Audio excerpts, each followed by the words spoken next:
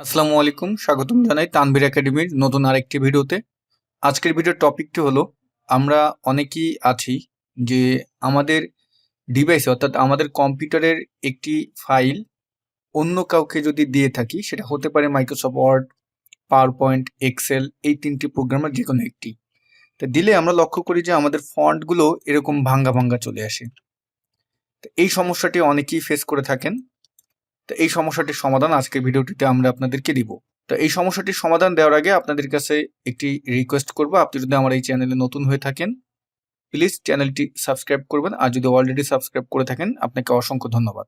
প্রিয় বন্ধুরা, যখন আপনি মাইক্রোসফট ওয়ার্ডে বা পাওয়ার পয়েন্টে, আমি যদি মাইক্রোসফট ওয়ার্ডের একটি ডকুমেন্ট ওপেন করি, দেখুন এখানে আমি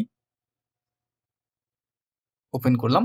এখন এই যে ফাইলটি আছে আমার, এখানে যদি একটু লক্ষ্য করি যে উপরে কি ফন্ট আছে, সুতোনিয়ামটি।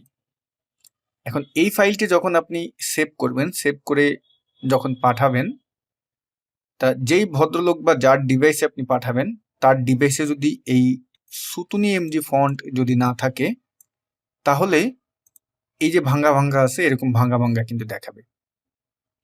তা এখন কথা হলো যে তার ডিভাইসে তো সুতুনি নাই, কিন্তু আপনি চাচ্ছেন যে এই ভাঙ্গা ভাঙ্গা যেন না দেখায়। এক্ষেত্রে কি করবেন? এক্ষেত্রে সবসময় ফাইলটি সেভ করার আগে যে কাজটি করবেন, রিবন বার থেকে চলে যাবেন ফাইল মেনুতে। এই ফাইল মেনুতে গেলে নিচে দেখবেন অপশনস আছে, অপশনসে ক্লিক করবেন। এখান থেকে আমরা এই যে সেভ আছে, সেভে ক্লিক করব। সেভে ক্লিক করে স্ক্রল করে একটু নিচে যাবেন।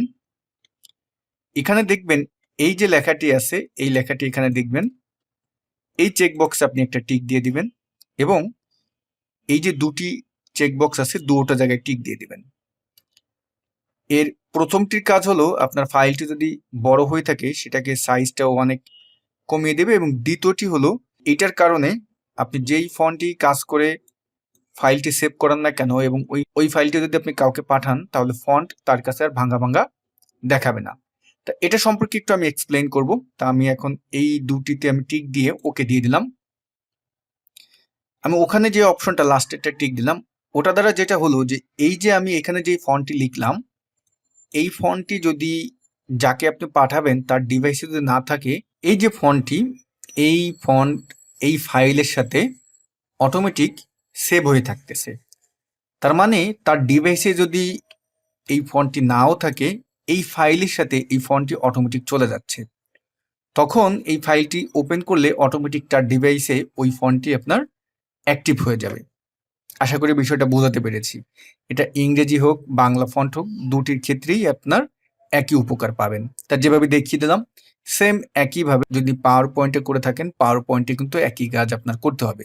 তা আশা করি ভিডিওর টপিকটা আপনারা বুঝতে পেরেছেন।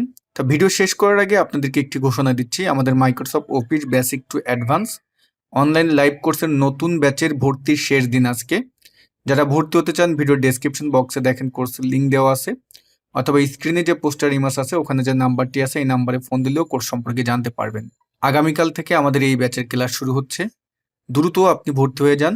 আপনি যদি আপনার ক্যারিয়ারকে আরও এক ধাপ সামনে এগিয়ে নিয়ে যেতে চান, অর্থাৎ আপনার ক্যারিয়ারের যদি ভালো একটি পরিবর্তন আনতে চান, তাহলে আমাদের কোর্সটি হবে আপনার জন্য বেস্ট। তা ভিডিও এখানেই শেষ করছি। সবাই ভালো থাকবেন। আল্লাহ হাফেজ।